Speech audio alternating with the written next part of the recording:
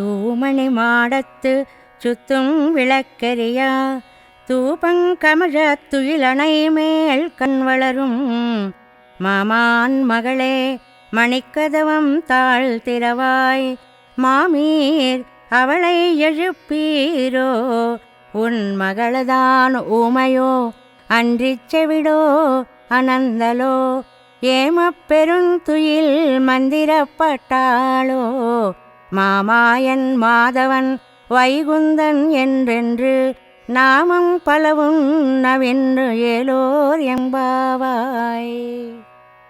ఈ పాసురంలో గోపిక భగవానుడే మనకు ఉపాయం అని పూర్తిగా నమ్మినావిడ. అందువల్ల ఏమీ పట్టించుకోకుండా మూగా చెవుడు కమ్మినట్లుగా పడుకుని ఉంది. మంచి అద్దాల మేడలో పడుకున్న ఆ గోపికని లేపుతున్నారు ఈవేళ. అతి స్వచ్ఛాలైన 9 రకముల మణులతో కట్టబడిన మేడ.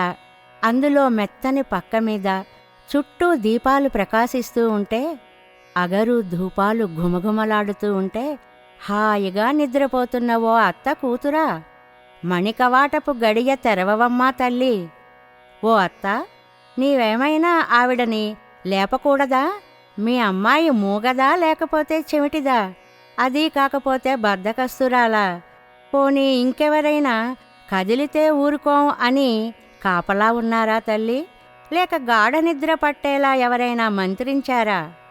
మహామాయావి, మాధవ, వైకుంఠవాస అని ఆ స్వామి నామాలు కీర్తించి ఆవిడ లేచేలా చెయ్యి తల్లి అంటూ అత్తని కూడా ప్రార్థించారు గోపికలు అంటుంది ఆండాళ్ తల్లి.